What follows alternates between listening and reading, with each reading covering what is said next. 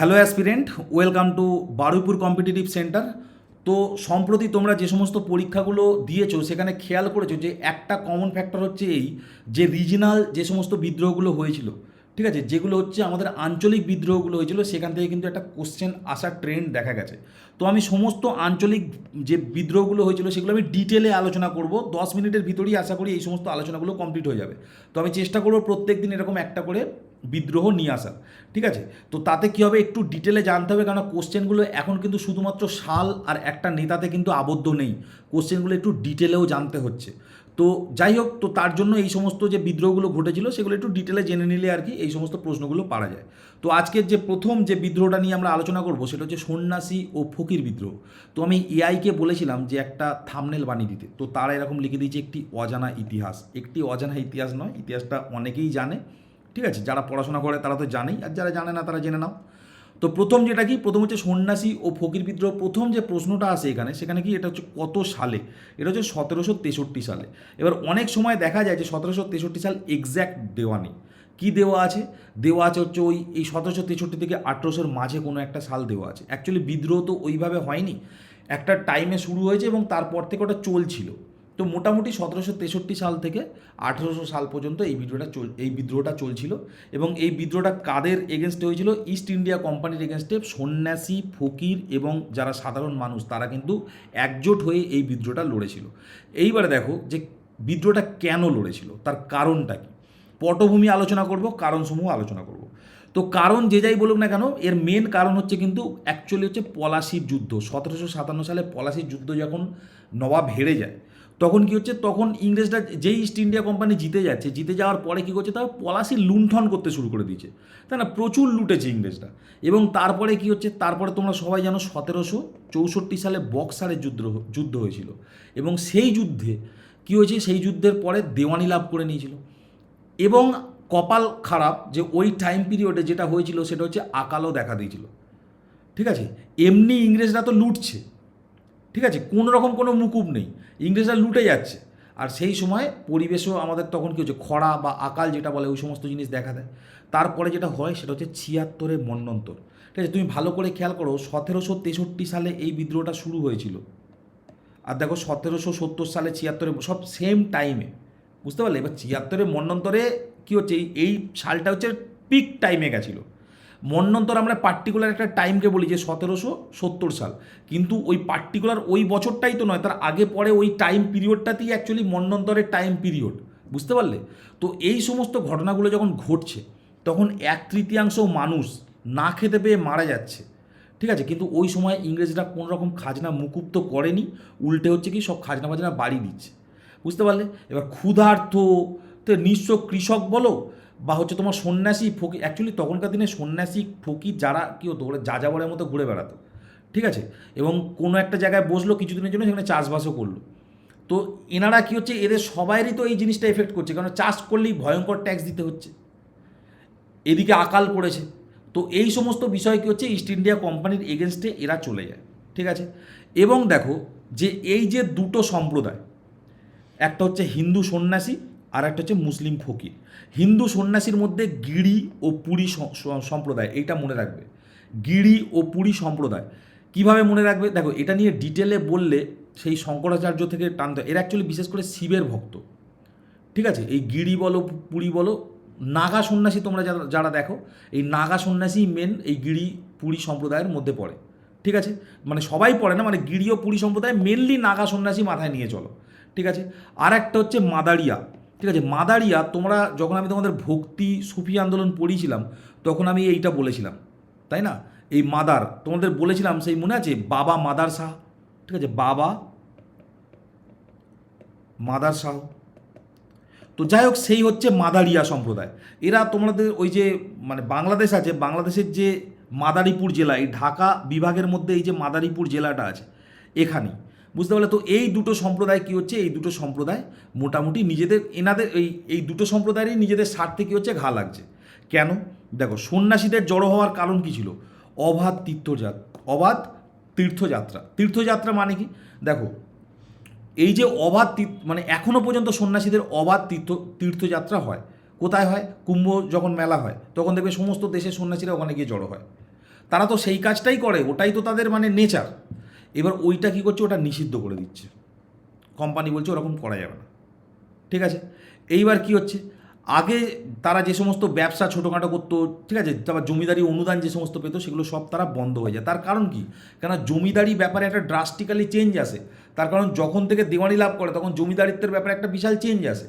আর এই যখনই চেঞ্জ আসে দেখা গেছে যে সাধারণ যারা মানুষ তাদের উপরে অত্যাচারটা বেড়ে গেছে, ট্যাক্স বেড়ে গেছে। সুতরাং যারা হিন্দু সন্ন্যাসী ছিল তাদের বিদ্রোহের কারণ বোঝা গেল। এবার যারা মাদারি, ঠিক আছে, যারা ফকির ছিল তাদের কারণ কি, তারা হচ্ছে মোগল আমল থেকেই তাদেরকে বিভিন্ন জমি দিয়ে দেওয়া হতো।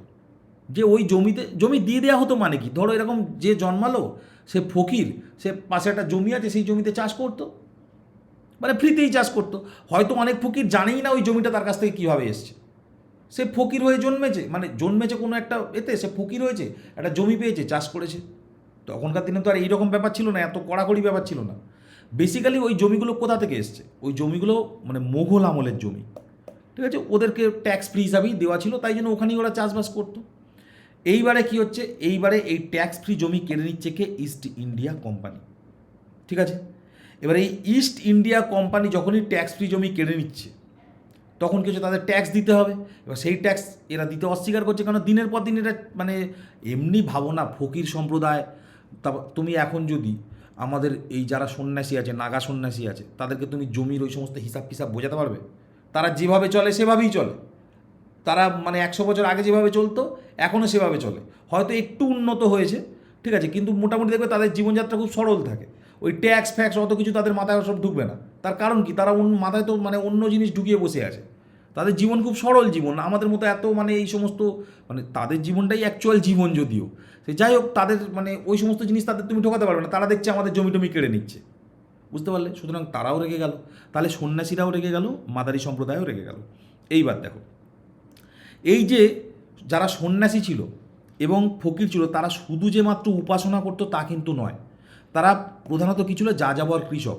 মানে যাযাবর কৃষক মানে কি, ধরো যাচ্ছে এখান থেকে কুম্ভ মেলায় যাচ্ছে, হেঁটে চলে যেত তখনকার দিনে, এখন তো ট্রেন ফ্রেন অনেক কিছু করে চলে যায়, হাঁটা শুরু হলো। এবার যেতে যেতে যেতে যেতে ধরো কুম্ভ মেলা শেষ হয়ে গেল, ওখানেই দেখলো যে হ্যাঁ এখানে খাওয়া দাওয়া যাচ্ছে, চাষবাস করা যাচ্ছে, ওখানেই থেকে গেল। তো তারা বেসিক্যালি যেখানে গিয়ে বসতো কিছুদিনের জন্য, পরে ধরো কোনো একটা মেলার জন্য বা কোনো একটা মানে জায়গার জন্য কিছুদিনের জন্য কোথাও না কোথাও তো বসতো, সেখানে চাষবাসই করতো সাধারণত তারা। ঠিক আছে, তো তারা চাষবাস করতো, ছোটো ছোটো ব্যবসা করতো, ঠিক আছে, এই রেশম বলো, আফিম বলো, এই সমস্ত ব্যবসাগুলো কিন্তু তারা করতো। তারা এক প্রান্ত থেকে অন্য প্রান্তে যেত, তো তারা জানতো এই প্রান্তের জিনিস ওই প্রান্তের ডিমান্ড আছে, সুতরাং ওইগুলোও তারা ক্যারি করতো। ঠিক আছে, তো এইবারে যখনই বাংলা দেওয়ানি লাভ করে নিল ব্রিটিশ মানে ইস্ট ইন্ডিয়া কোম্পানি, তখন কি করছে তারা, এই সমস্ত ব্যবসাগুলো তারা তো অ্যালাউ করবে না। তার কারণ তারা একচিটিয়া ব্যবসা করবে, মনোপলি আনবে। এই সমস্ত সন্ন্যাসী যারা যায় তারা তো ওই ব্যবসাটাই করছে। ব্যাপারটা বুঝতে পারলে? এখন যদি আমি ওরকম এক্সাম্পল দিতে যাই, ধরো এই যে আমরা অ্যালকোহল বলা হয়, মদের যে ব্যবসাটা, সেটা সরকার নিয়ন্ত্রিত।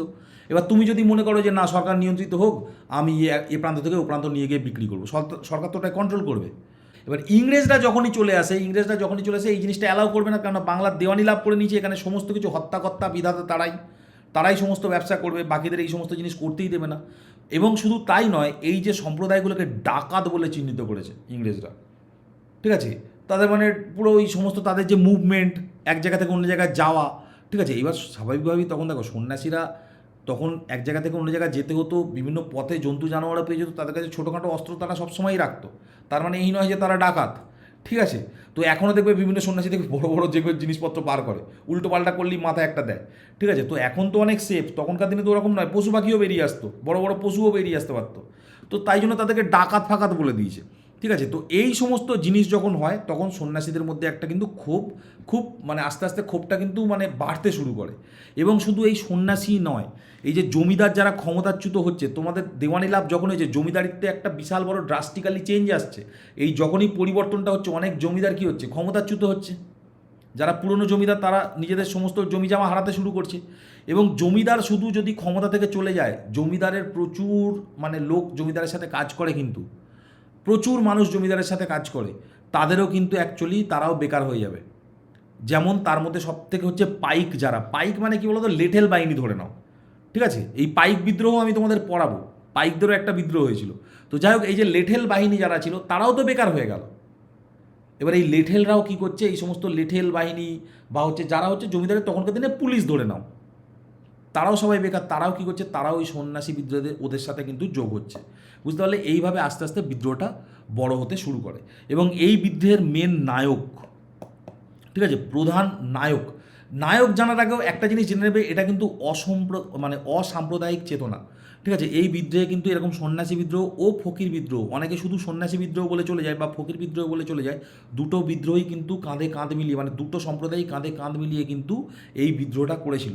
এবং এখানকার যে মেন যে নেতা ছিল, যে পুরো জিনিসটা চালাচ্ছিল, তার নাম কি? তার নাম হচ্ছে মজনু শাহ, ঠিক আছে। কিছু কিছু নাম তোমাদের মনে রাখতে হবে। আমি প্রথমে বলেছিলাম ইম্পর্টেন্ট জিনিস কি, ইম্পর্টেন্ট জিনিস হচ্ছে কত সালে বিদ্রোহটা হয়েছিল, সেটা তোমরা সবাই এতক্ষণে মুখস্থ হয়ে গেছে আশা করি, 1763 সালে।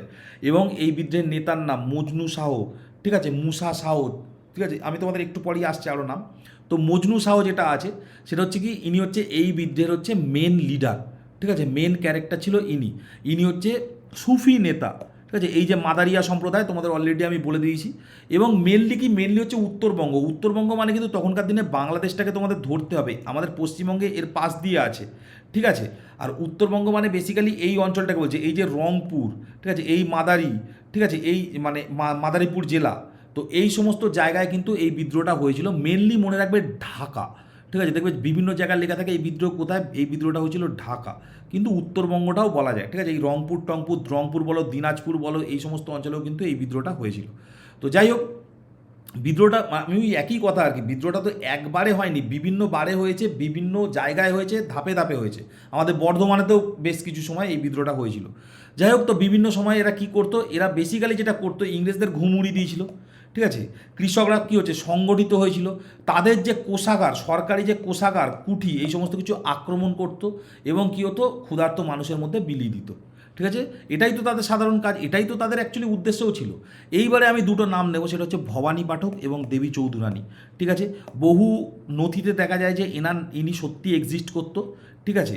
অনেক জায়গায় দেখা যায়, আবার অনেকে বলে না, এক্সিস্ট করতো না। তো আমি ওই বিতর্কে যাচ্ছিই না, ঠিক আছে। মেন আমার যেটা বক্তব্য সেটা হচ্ছে এই যে ভবানী পাঠক দেবী চৌধুরানী, এই জিনিসটা তোমাদের মনে রাখতে হবে এই কারণে, তার কারণ বঙ্কিমচন্দ্রের আনন্দমঠ,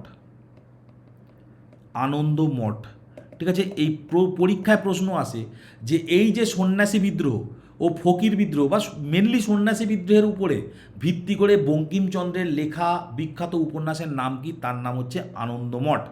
আরও একটু কোশ্চেনটা ভালো করে দিই, যে সন্ন্যাসী বিদ্রোহ এবং 76-এর মন্বন্তরের উপরে লেখা বঙ্কিমচন্দ্রের বিখ্যাত উপন্যাসের নাম কি? আনন্দমঠ।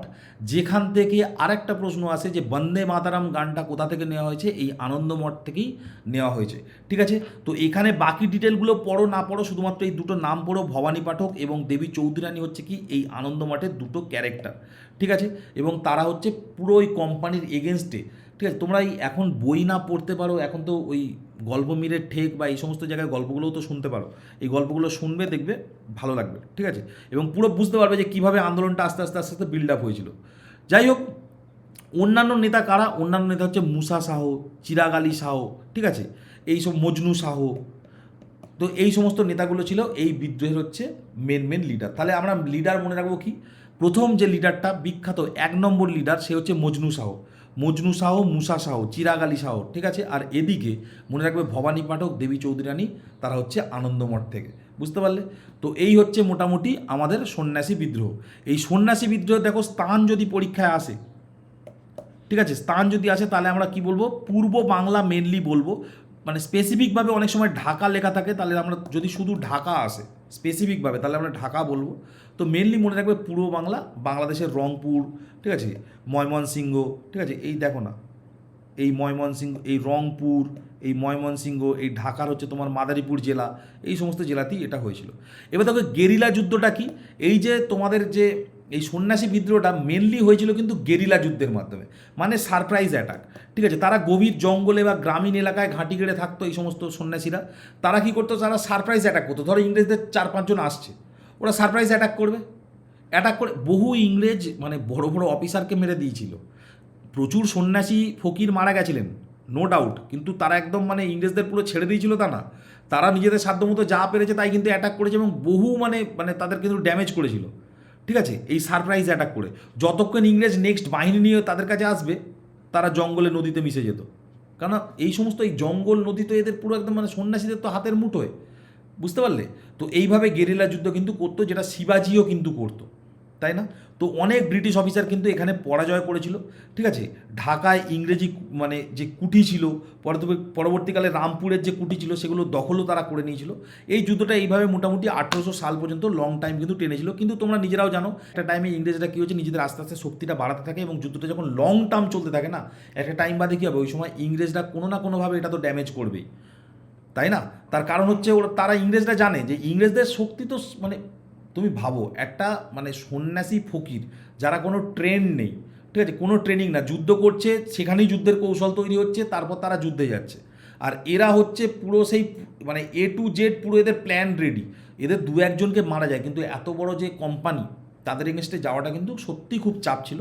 কিন্তু সেখান থেকেও এই যুদ্ধগুলো বলবো ছোট ছোট জয়। তার কারণ কি, এই সমস্ত আঞ্চলিক বিদ্রোহগুলোই কিন্তু পরবর্তীকালে বড় বড় বিদ্রোহের কিন্তু রূপরেখা অঙ্কন করেছে, ঠিক আছে? এবং আমাদের দেশের যে এই যে স্বাধীনতা সংগ্রামেও দেখবে এই সমস্ত বিদ্রোহের স্লোগানই কিন্তু আমাদের বিপ্লবীরা কিন্তু ব্যবহার করেছিল। তো এই সমস্ত বিদ্রোহগুলোকে ব্যর্থ কখনোই বলা যায় না। এগুলো হচ্ছে ছোট ছোট সেই সমস্ত সলতের আগুন যেগুলো একটা টাইমে কিন্তু পুরো ব্লাস্ট করেছিল ইংরেজ সাম্রাজ্যের। তো এই ছিল সন্ন্যাসী ও ফকির বিদ্রোহ। আজকে এই পর্যন্তই থাক। নেক্সট দিন আমি আনবো রংপুর বিদ্রোহ। তো অবশ্যই তোমরা জানিও যে তোমাদের কেমন লাগলো, আর ভালো লেগে থাকলে অবশ্যই একটা লাইক দিও, কমেন্ট করো এবং সাবস্ক্রাইব করো। দেখা হয় পরের ভিডিও, ততক্ষণ স্টে টিউন অ্যান্ড বাই।